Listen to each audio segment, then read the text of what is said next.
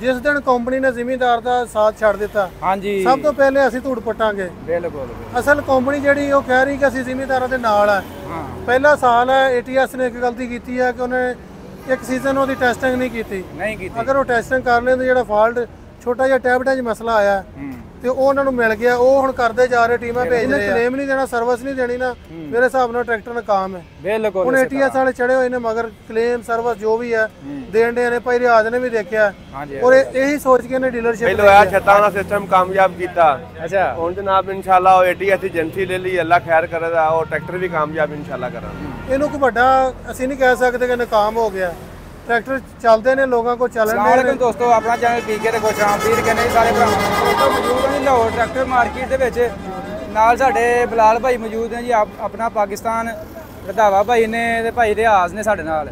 ਤੇ ਮਾਸ਼ਾਅੱਲਾ ਅੱਜ ਕੱਲ੍ਹ ਤੁਹਾਨੂੰ ਪਤਾ ਹੈ ਜੋ ਵੀ ਮਾਰਕੀਟ ਸੂਰਤ ਹਾਲ ਵਗੈਰਾ ਚੱਲਣ ਡਈ ਹੈ। ਬਾਕੀ ਮਜ਼ੀਦ ਸਾਡੇ ਸੀਨੀਅਰ ਨੇ, ਇਹਨਾਂ ਨਾਲ ਗੱਲਬਾਤ ਕਰਦੇ ਹਾਂ ਬਲਾਲ ਭਾਈ ਨਾਲ। ਅਸਲਾਮ ਅਲੈਕੁਮ। ਵਾਲੇਕੁਮ ਸਲਾਮ ਜੀ। ਬਲਾਲ ਭਾਈ ਕੀ ਹਾਲ ਠੀਕ ਠਾਕ ਹੋ? ਸ਼ੁਕਰ ਜੀ ਵਾਲਾ ਸਾਹਿਬ, ਤੁਸੀਂ ਸੁਣਾਓ ਠੀਕ ਹੋ? ਬਸ ਸ਼ੁਕਰ ਅੱਲਾ ਦਾ। ਬਲਾਲ ਭਾਈ ਮੈਂ ਕਿਹਾ ਅੱਜ ਕੱਲ੍ਹ ਜ਼ਿਮੀਂਦਾਰ ਬੜੇ ਤਪੇ ਨੇ, ਉਹਨਾਂ ਨੂੰ ਚਾਹੀਦਾ ਵੀਡੀਓ ਬਣਾਉਣ, ਅੱਗੋਂ ਗੱਲ ਪੈ ਜਾਂਦੇ ਨੇ। ਭਾਜੀ ਗੱਲ ਇਹ ਹੈ ਕਿ ਜ਼ਿਮੀਂਦਾਰਾਂ ਨੂੰ ਕਣਕ ਦੇ ਵਿੱਚ ਧੋਖਾ ਹੀ ਹੋਇਆ। ਹਾਂਜੀ ਹਾਂਜੀ ਤੂੜੀ 'ਚ ਵੀ ਧੋਖਾ ਹੋਇਆ ਬਿਲਕੁਲ। ਤੇ ਅੱਗੋਂ ਜਿਹੜਾ ਮੂੰਜੀ ਦਾ ਕੰਮ ਆ ਰਿਹਾ ਨੇ ਉਹਦੇ ਵਿੱਚ ਵੀ ਕੋਈ ਚੀਜ਼ ਨਜ਼ਰ ਨਹੀਂ ਆ ਰਹੀ ਬਚਤ ਵਾਲੀ। ਹਾਂਜੀ ਹਾਂਜੀ ਤੇ ਬਾਕੀ ਫਿਰ ਜੀ ਜਦੋਂ ਜ਼ਿਮੀਂਦਾਰ ਦੇ ਪੱਲੇ ਕੱਖ ਨਹੀਂ ਨਾ ਹੋਣਾ, ਫਿਰ ਆਹ ਜਿਹੜੀ ਮਾਰਕੀਟ ਹੈ ਵੀ ਇਹਨਾਂ ਦੇ ਕੋਲ ਵੀ ਕੁਝ ਨਹੀਂ ਹੋਣਾ। ਬਲਾਲ ਭਾਈ ਇਹਨਾਂ ਦਾ ਤੁਸੀਂ ਕਸੂਰਵਾਰ ਕਿਹਨੂੰ ਸਮਝਦੇ ਹੋ? ਘੁੰਮਣ ਨੂੰ ਸਮਝਦੇ ਹੋ ਜਾਂ ਨਹੀਂ? ਇਹਦੀ ਪੋਲੀਸੀਆਂ ਗਵਰਨਮੈਂਟ ਦੀਆਂ ਨੇ। ਪਿਛਲੇ ਸਾਲ ਵੀ ਲੋਕਾਂ ਨੇ ਕਣਕ ਵੇਚੀ ਹੈ ਗਵਰਨਮੈਂਟ ਨੂੰ। ਹਾਂਜੀ ਜੇ ਅਗਰ ਜਿਹੜੀ ਕਣਕ ਬਾਹਰੋਂ ਨਾ ਆਉਂਦੀ ਹਾਂ ਤੇ ਫਿਰ ਇਹ ਸੂਰਤ ਹਾਲ ਪੈਦਾ ਨਹੀਂ ਸੀ ਹੋਣੀ। ਬਿਲਕੁਲ। ਤੇ ਬਾਹਰੋਂ ਜਿਹੜੀ ਕਣਕ ਆਈ ਉਹ ਤੇ ਕਿਸੇ ਕਾਬਲ ਵੀ ਇਸ ਕਾਬਲ ਨਹੀਂ ਹੈਗੀ ਕਿ ਲੋਕੀ ਖਾਣ। ਨਕਾਰਾ ਕਣਕ ਹੈ, ਬਰੀਕ ਜੀ ਕਣਕ ਹੈ ਔਰ ਬਹੁਤ ਖਰਾਬ ਵੀ ਹੋ ਰਹੀ ਹੈ। ਬਾਕੀ ਸਾਡੇ ਮੁਲਕ ਦੀ ਕਣਕ ਫਿਰ ਉਹ ਇਸ ਕਰਕੇ ਉਹਨਾਂ ਨੇ ਲਈ ਕੋਈ ਨਹੀਂ, ਪੈਸਾ ਬਾਹਰ ਭੇਜ ਦਿੱਤਾ ਹੈ, ਹੁਣ ਪੈਸਾ ਕੋਈ ਨਹੀਂ ਹੈਗਾ। ਤੇ ਜਦੋਂ ਫਿਰ ਜ਼ਿਮੀਂਦਾਰਾਂ ਦੇ ਪੱਲੇ ਕੱਖ ਨਹੀਂ ਨਾ ਹੋਣਾ, ਜਿਨ੍ਹਾਂ ਨੇ ਵੇਚੀ ਉਹਨਾਂ ਨੂੰ ਵੀ ਕੁਝ ਨਹੀਂ ਲੱਭਾ, ਜਿਨ੍ਹਾਂ ਨੇ ਨਹੀਂ ਵੇਚੀ ਉਹ ਵੀ ਪਰੇਸ਼ਾਨ ਨੇ। ਉਹ ਉਲਟਾ ਨੁਕਸਾਨ ਹੋਇਆ, ਉਹ ਤੋਂ ਜ਼ਿਮੀਂਦਾਰ ਵਿਚਾਰੇ ਰੁੱਲ ਗਏ।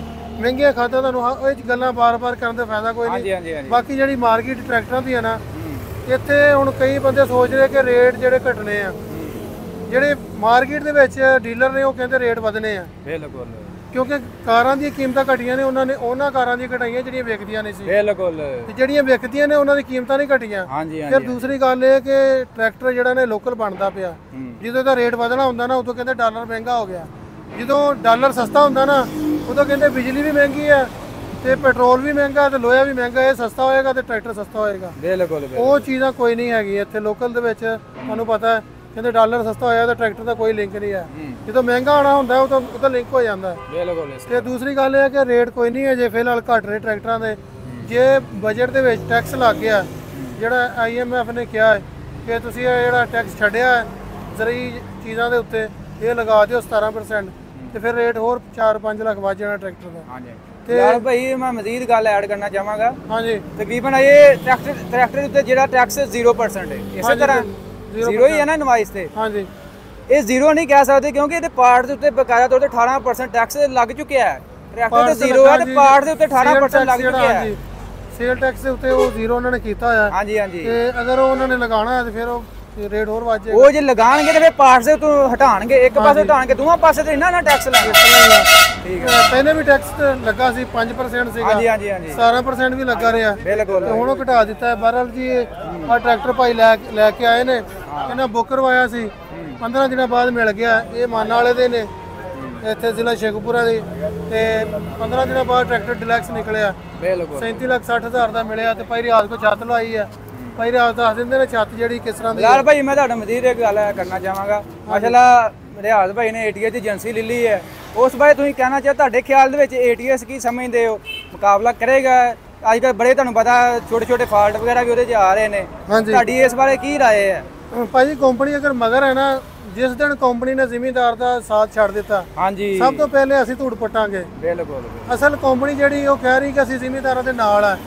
ਪਹਿਲਾ ਸਾਲ ਹੈ, ATS ਨੇ ਇੱਕ ਗਲਤੀ ਕੀਤੀ ਹੈ ਕਿ ਉਹਨੇ ਇੱਕ ਸੀਜ਼ਨ ਉਹਦੀ ਟੈਸਟਿੰਗ ਨਹੀਂ ਕੀਤੀ। ਨਹੀਂ ਕੀਤੀ। ਅਗਰ ਉਹ ਟੈਸਟਿੰਗ ਕਰ ਲੈਂਦੇ, ਜਿਹੜਾ ਫਾਲਟ ਛੋਟਾ ਜਿਹਾ ਟੈਬਲੇਟਾਂ 'ਚ ਮਸਲਾ ਆਇਆ ਤੇ ਉਹ ਉਹਨਾਂ ਨੂੰ ਮਿਲ ਗਿਆ, ਉਹ ਹੁਣ ਕਰਦੇ ਜਾ ਰਹੇ, ਟੀਮਾਂ ਭੇਜ ਰਹੇ ਆ। ਇਹਨੂੰ ਕੋਈ ਵੱਡਾ ਅਸੀਂ ਨਹੀਂ ਕਹਿ ਸਕਦੇ ਕਿ ਨਕਾਮ ਹੋ ਗਿਆ।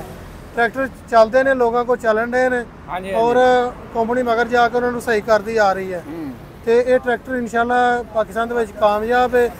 ਉਹੀ ਚੀਜ਼ ਲੱਗ ਰਹੀ ਜਿਹੜੀ ਆ ਸਾਡੇ ਇਸ ਟਰੈਕਟਰ ਨੂੰ ਲੱਗ ਰਹੀ ਹੈ। ਬਿਲਕੁਲ ਇਹ ਵੀ ਕਾਮਯਾਬ ਹੈ ਨਾ ਤੇ ਉਹ ਵੀ ਕਾਮਯਾਬ ਹੀ ਹੋਣਾ ਹੈ। ਸਮਾਨ ਦੇ ਵਿੱਚ ਕੋਈ ਨਹੀਂ ਏਡਾ ਫਰਕ ਹੈਗਾ, ਇੱਥੋਂ ਹੀ ਲੱਗ ਰਿਹਾ।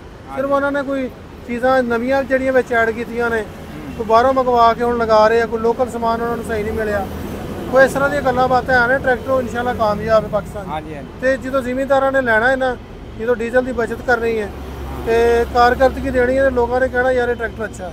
ਅੱਛਾ ਮੇਰੇ ਹਿਸਾਬ ਨਾਲ ਟਰੈਕਟਰ ਕਾਮਯਾਬ ਹੈ। ਕਾਮਯਾਬ ਹੈ। ਹਾਂਜੀ, ਤੇ ਅਜੇ ਉਹਨੂੰ ਮਸਲੇ ਮਸਾਇਲ ਆਣੇ ਨੇ, 1-2 ਸਾਲ ਉੱਤੇ ਮਸਲੇ ਆਣੇ ਨੇ, ਤੇ ਜਦੋਂ ਕੰਪਨੀ ਉਹਨਾਂ ਨੂੰ ਕੱਢੇ ਜਾਣਾ ਨਾ ਮਸਲਿਆਂ ਨੂੰ, ਤੇ ਫਿਰ ਮਸਲਾ ਕੋਈ ਨਹੀਂ ਆਣਾ। ਕੰਪਨੀ ਗੱਲ ਸੁਣਦੀ ਪਈ ਹੈ ਜ਼ਿਮੀਂਦਾਰਾਂ ਦੀ, ਕੰਪਨੀ ਹਾਂਜੀ ਗੱਲ ਸੁਣਦੀ ਹੈ, ਲੇਕਿਨ ਇਹ ਹੈ ਕਿ ਇਹ ਨਾ ਹੋਵੇ ਕੱਲ ਨੂੰ ਟਰੈਕਟਰ ਜ਼ਿਆਦਾ ਵਿਕਣ ਡਿਆ ਮੇਰੇ ਗੱਲ ਨਾ ਸੁਣਨ।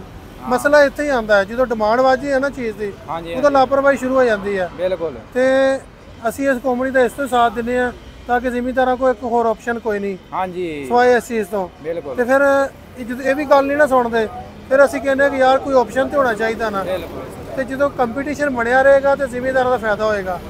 ਤੇ ਟਰੈਕਟਰ ਦਾ ਵਿਕੇ ਭਾਵੇਂ ਨਾ ਵਿਕੇ ATS, ਮਾਰਕੀਟ 'ਚ ਰਹਿਣ ਦਾ ਬਹੁਤ ਫਾਇਦਾ ਜ਼ਿਮੀਂਦਾਰ ਨੂੰ। ਫਾਇਦਾ ਬਿਲਕੁਲ ਫਾਇਦਾ। ਹਾਂਜੀ, ਇੱਕ ਰੇਟ ਨਹੀਂ ਵਧੇਗਾ, ਦੂਸਰਾ ਜ਼ਿਮੀਂਦਾਰਾਂ ਨੂੰ ਕਲੇਮ ਮਿਲੇਗਾ, ਸਰਵਿਸ ਮਿਲੇਗੀ।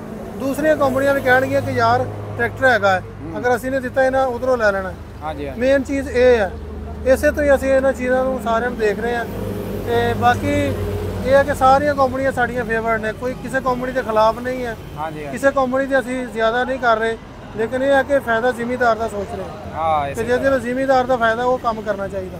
ਇਸੋ ਜੀ ਇੱਕ ਹੋਰ ਕੰਪਨੀ ਹੈ ਵਾ ਬੁੱਲ ਪਾਵਰ, ਉਹ ਵੀ ਆਪਣੀ ਮਕਾਮੀ ਕੰਪਨੀ ਹੈ। ਹਾਂਜੀ ਠੀਕ ਹੈ, ਉਹ ਵੀ ਤਕਰੀਬਨ ਇਹ ਹੀ ਸ਼ੇਪ ਹੈ ਸਾਰੀ 85 ਵਾਲੀ। ਬਿਲਕੁਲ ਇਸੇ ਤਰ੍ਹਾਂ ਹੀ ਹੈ, ਲੇਕਿਨ ਪਤਾ ਨਹੀਂ ਉਹ ਇੱਥੇ ਮਾਰਕੀਟ 'ਚ ਬਹੁਤ ਘੱਟ ਨੇ। ਬਹੁਤ ਹੀ ਘੱਟ ਹੈ, ਕੋਈ ਨਾਂ ਨਹੀਂ ਲੈ ਰਿਹਾ, ਕੋਈ ਸਮਝੋ ਭਾਈ ਜਾਂ ਕੰਪਨੀ ਮਾਠੀ ਉਹ ਪੈ ਗਈ ਹੈ ਜਾਂ ਕੰਪਨੀ ਮੇਰੇ ਖਿਆਲ ਨਹੀਂ ਕੋਈ ਵੀ ਸਾਥ ਦੇ ਰਹੀ। ਬਿਲਕੁਲ। ਜਿਹੜੇ ਵੀ ਸਾਡੇ ਵੀ ਸ਼ਗੜਗੜ ਸਾਡੇ ਨਾਰੋਵਾਲ 'ਚ ਬੜੇ ਟਰੈਕਟਰ ਗਏ ਨੇ। ਇਸ ਤੋਂ ਪਹਿਲੇ ਯੂਨੀਵਰਸਲ ਵੀ ਆਇਆ ਸੀ, ਉਹਨਾਂ ਵੀ ਕਲੇਮ ਨਹੀਂ ਦਿੱਤਾ, ਜ਼ਿਮੀਂਦਾਰਾਂ ਨੂੰ ਖੱਜਲ ਕੀਤਾ। ਜਿਹਨੇ ਕਲੇਮ ਨਹੀਂ ਦੇਣਾ, ਸਰਵਿਸ ਨਹੀਂ ਦੇਣੀ ਨਾ, ਮੇਰੇ ਹਿਸਾਬ ਨਾਲ ਟਰੈਕਟਰ ਨਾਕਾਮ ਹੈ। ਬਿਲਕੁਲ। ਹੁਣ ATS ਵਾਲੇ ਚੜੇ ਹੋਏ ਨੇ, ਮਗਰ ਕਲੇਮ ਸਰਵਿਸ ਜੋ ਵੀ ਹੈ ਦੇਣ ਦੇ ਨੇ। ਭਾਈ ਰਿਆਜ਼ ਨੇ ਵੀ ਦੇਖਿਆ, ਔਰ ਇਹੀ ਸੋਚ ਕੇ ਇਹਨੇ ਡੀਲਰਸ਼ਿਪ ਲਈ ਹੈ। ਹਾਂਜੀ ਹਾਂਜੀ। ਔਰ ਕਾਫੀ ਦੇਰ ਤੋਂ ਇਹਨਾਂ ਦੀ ਖੁਆਇਸ਼ ਸੀ। ATS ਦਾ ਨਾ ਤੇ ਸਪੇਅਰ ਪਾਰਟ ਦਾ ਮਸਲਾ ਹੈ, ਨਾ ਉਹਦਾ ਮਕੈਨਿਕ ਦਾ ਮਸਲਾ ਹੈ, ਤੇ ਉਹ ਚੀਜ਼ਾਂ ਅੱਗੇ ਹੀ ਨੇ ਮਾਰਕੀਟ ਦੇ ਵਿੱਚ। ਬਿਲਕੁਲ। ਤੇ ਕੋਈ ਨਹੀਂ ਮਸਲਾ, ਉਹ ਇਨਸ਼ਾਅੱਲਾ ਉਹਦੀ ਰੀਸੇਲ ਵੀ ਬਣ ਜਾਣੀ ਹੈ, ਉਹ ਟਰੈਕਟਰ ਅੱਛਾ ਆਏਗਾ ਮਾਰਕੀਟ 'ਚ। ਨਹੀਂ ਜਾਂ ਤੇ ਗੱਲ ਪਤਾ ਕੀ, ਅਗਰ ਜ਼ਿਮੀਂਦਾਰ ਸਾਨੂੰ ਕਹਿਣ ਵੀ ਸਾਡੀ ਕੰਪਨੀ ਗੱਲ ਨਹੀਂ ਸੁਣਦੀ ਪਈ, ਹਾਂਜੀ, ਉਦੋਂ ਇਨਸ਼ਾਅੱਲਾ ਮੈਂ ਵੀ ਵੀਡੀਓ ਸਪੈਸ਼ਲ ਬਣਾਵਾਂਗਾ ਜੀ। ਉਦੋਂ ਸਭ ਤੋਂ ਪਹਿਲਾਂ ਅਸੀਂ ਧੂੜ ਪੱਟਾਂਗੇ ਇਸੇ ਕੰਪਨੀਆਂ ਦੀ।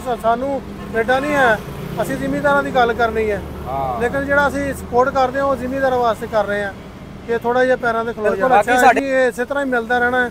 ਪਿੱਛੇ ਜੇ ਲਾਪਰਵਾਹੀ ਵੀ ਹੁੰਦੀ ਹੈ ਸਨ, ਅਸੀਂ ਸੁਣਦੇ ਰਹੇ ਹਾਂ ਕਿ ਗੱਲ ਨਹੀਂ ਸੁਣਦੇ। ਨਹੀਂ ਸੁਣਦੇ। ਇਹ ਤੁਸੀਂ ਵੀ ਸਮਝਦਾਰ ਹੋ ਕਿ ਜਦੋਂ ਜ਼ਿਆਦਾ ਕੰਪਨੀਆਂ ਆਣੀਆਂ, ਕੰਪੀਟੀਸ਼ਨ ਬਣਨਾ, ਤੇ ਫਿਰ ਹਰ ਬੰਦੇ ਗੱਲ ਸੁਣੇਗਾ। 4 ਮਹੀਨੇ ਬਾਅਦ ਵਾਧਾ ਸੀ, ਕੋਈ ਬੰਦਾ ਨਹੀਂ ਸੀ ਗੱਲ ਕਰਦਾ। ਬਾਈਕਾਟ ਕਰਨਾ ਇਹਦੇ ਵਿੱਚ ਹੱਲ ਕੋਈ ਨਹੀਂ ਹੈਗਾ, ਇਹਦੇ ਵਿੱਚ ਹੱਲ ਹੈ ਕੰਪੀਟੀਸ਼ਨ। ਬਿਲਕੁਲ। ਤੇ ਆਟੋਮੈਟਿਕ ਹੀ ਸਾਰਾ ਕੰਮ ਸਹੀ ਹੋ ਜਾਏਗਾ, ਕੋਈ ਮਸਲਾ ਨਹੀਂ। ਇਹ ਅੱਛਾ ਟਰੈਕਟਰ ਹੈ। ਪਿਛਲੇ ਦਿਨਾਂ 'ਚ ਮੈਂ ਇਹਨਾਂ ਦਾ ਮੁਕਾਬਲਾ ਕਰਵਾਇਆ, ਇੱਕ ਦਬੰਗ ਹੈ, ਇੱਕ 640, ਇੱਕ ਡੀਲੈਕਸ ਹੈ। ਇਹਨੇ ਸਭ ਤੋਂ ਪਹਿਲੇ ਟਰਾਲੀ ਭਰ ਦਿੱਤੀ ਹੈ, ਲੇਕਿਨ ਫਿਰ ਉਹ ਅਗਲੀ ਗੱਲ ਜਿਹੜੀ ਡੀਜ਼ਲ ਦਾ ਖਰਚਾ ਉਹ ਵੀ ਵੇਖਣਾ ਪੈਣਾ। ਤੇ ਉਹ ਬਸ ਇਹ ਹੈ ਕਿ ਨਿਬੇੜਾ ਕਰਦਾ ਟਰੈਕਟਰ। ਜਿਸ ਬੰਦੇ ਕੋਲ ਥੋੜਾ ਜ਼ਿਮੀਂਦਾਰ ਆ ਉਹਨੂੰ ਉਹਦੇ ਵਾਸਤੇ ਹੋਲੈਂਡ ਦੇ ਟਰੈਕਟਰ ਅੱਛੇ ਆ, ਕਿਉਂਕਿ ਖਰਚਾ ਥੋੜਾ ਹੈ। ਜਿਹਦੇ ਕੋਲ ਜ਼ਿਆਦਾ ਜ਼ਿਮੀਂਦਾਰ ਆ ਉਹਨੇ ਨਿਬੇੜਾ ਕਰਨਾ ਹੈ, ਤੇ ਉਹਦੇ ਵਾਸਤੇ ਟਰੈਕਟਰ ਅੱਛੇ ਆ। ਤੁਸੀਂ ਸਮਝਦੇ ਹੋ ATS ਤੇ ਡੀਜ਼ਲ ਦਾ ਖਰਚਾ ਇਤਨਾ ਘੱਟ ਹੈ? ATS ਦਾ ਡੀਜ਼ਲ ਦਾ ਖਰਚਾ ਘੱਟ ਹੈ। ਇਹਦੇ ਨਾਲੋਂ ਦੂਸਰੀ ਗੱਲ ਇਹ ਹੈ ਕਿ ਅਸੀਂ ਕਿਸੇ ਕੰਪਨੀ ਨੂੰ ਬੰਦ ਕਰਵਾਉਣ ਵਾਸਤੇ ਨਹੀਂ ਕੰਮ ਕਰ ਰਹੇ। ਅਗਰ ਇਹ ਕੰਪਨੀ ਬੰਦ ਹੋ ਜਾਂਦੀ ਹੈ ਤੇ ਸਾਡੇ ਮੁਲਕ ਦੇ ਟਰੈਕਟਰ ਕਿਹਨੇ ਪੂਰੇ ਕਰਨੇ ਨੇ? ਨਹੀਂ ਹੋਣੇ। ਇਹ ਤਾਂ ਸੈਂਕੜੇ ਤਾਦਾਦ ਟਰੈਕਟਰ ਬਣਾਉਂਦੀ, ਦੂਸਰੀਆਂ ਕੰਪਨੀਆਂ ਬਣਾਉਂਦੀਆਂ ਨੇ 2-4 ਟਰੈਕਟਰ, 5-10 ਟਰੈਕਟਰ ਡੇਲੀ। ਇਹ 150 ਟਰੈਕਟਰ ਬਣਾਉਂਦੀ ਹੈ।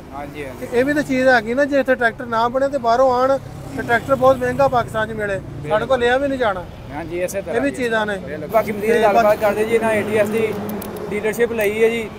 ਭਾਈ ਜੀ ਆ ਜਾਓ, ਪਹਿਲਾਂ ਸਾਨੂੰ ਮੁਬਾਰਕ ਹੋਏ ਜੀ ਤੁਹਾਨੂੰ, ਬਹੁਤ ਬਹੁਤ ਖੈਰ ਮੁਬਾਰਕ ਜੀ। ਮਾਸ਼ਾਅੱਲਾ ਜੀ। ਜਿਹੜਾ ਕੰਮ ਕੋਈ ਨਾ ਕੋਈ ਅਨੋਖਾ ਕੰਮ ਹੀ ਕਰਦੇ अल्लाह ਕੀ ਕਰੀਏ, ਫਿਰ ਉਹਨੇ ਨਾ ਕੁਝ ਪਾਣੇ ਕੇ ਲਈ ਕੁਝ ਖੋਣਾ ਪੜਤਾ ਹੈ। ਹਾਂਜੀ, ਪਹਿਲੋਂ ਆਇਆ ਛੱਤਾਂ ਵਾਲਾ ਸਿਸਟਮ ਕਾਮਯਾਬ ਕੀਤਾ। ਅੱਛਾ, ਹੁਣ ਜਨਾਬ ਇਨਸ਼ਾਅੱਲਾ ਉਹ ATS ਦੀ ਏਜੰਸੀ ਲੈ ਲਈ, ਅੱਲਾ ਖੈਰ ਕਰੇਗਾ, ਉਹ ਟਰੈਕਟਰ ਵੀ ਕਾਮਯਾਬ ਇਨਸ਼ਾਅੱਲਾ ਕਰਾਂਗੇ। ਚੰਗਾ ਫੀਡਬੈਕ ਮਿਲ ਰਿਹਾ ਜ਼ਮੀਨਦਾਰ ਵੱਲੋਂ। ਪਹਿਲਾਂ ਫੀਡਬੈਕ ਲਏ ਜੇ ਜ਼ਿਮੀਂਦਾਰਾਂ ਦੇ?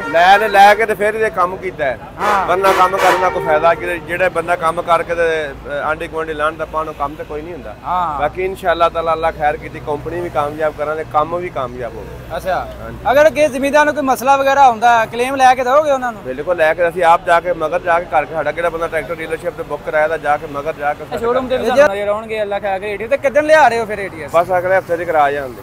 ਅੱਛਾ, ਹਾਂ, ਕਿਹੜਾ ਕਿਹੜਾ ਕਲਰ ਆ ਰਿਹਾ ਫਿਰ? ਪੀਲਾ ਤੇ ਲਾਲ।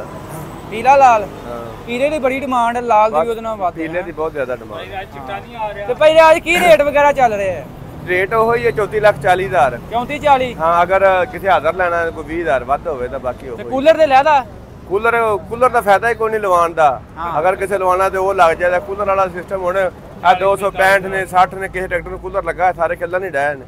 ਕੂਲਰ ਦਾ ਕੋਈ ਨਹੀਂ, ਕਿਉਂਕਿ ਕੰਪਨੀਆਂ ਦੇ ਕੂਲਰ ਦੀ ਕੋਈ ਟੈਨਸ਼ਨ ਪਰੇਸ਼ਾਨੀ ਨਹੀਂ, ਫਿਰ ਕਿਹੜਾ ਫਾਇਦਾ। ਕੂਲਰ ਨਾਲ ਬੰਦੇ ਹੈ ਕਈ ਪਰ ਕਾਫੀ ਜ਼ਿਆਦਾ ਮਸਲਾ ਜਿਹੜੇ ਹੈ। ਸ਼ਕੀਨ ਨੇ ਉਹ 45,000 ਦਾ ਕੂਲਰ ਉਹ ਵੀ ਲੱਗ ਜਾ ਕਰੇਗਾ। ਅੱਛਾ ਅੱਛਾ। ਹਾਂ, ਜਿਹੜਾ ਕਲਰ ਕਹਿੰਦੇ ਉਹ ਵੀ ਹੋ ਜਾ ਕਰੇਗਾ। ਬਾਕੀ ਉਹ ਕੋਈ ਜਦੋਂ ਟਰੈਕਟਰ ਬੁੱਕ ਕਰਾਣਾ ਉਹ ਦੱਸਣਾ ਪਿਆ ਕਰੇਗਾ। ਹਾਂ ਚਲੋ ਠੀਕ ਹੋ ਗਿਆ ਭਾਈ, ਮਿਹਰਬਾਨੀ, ਸ਼ੁਕਰੀਆ।